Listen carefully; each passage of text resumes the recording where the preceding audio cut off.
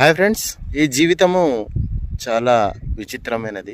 ఈ మాట నేను ఎందుకు అంటున్నానంటే, చాలామందికి తమ యొక్క డేట్ ఆఫ్ బర్త్ ఖచ్చితంగా గుర్తుపెట్టుకుంటారు. కానీ డేట్ ఆఫ్ డెత్ అంటే నువ్వు ఎప్పుడు చనిపోతావు అనేది ఎవరు చెప్పలేరు. ఈ జీవితము శాశ్వతము కాదు అనేది అందరికీ తెలుసు. మరి ఈ జీవితంలో స్నేహితుల మధ్య చిన్న చిన్న మనస్పర్ధలు, అపోహలు వస్తుంటాయి.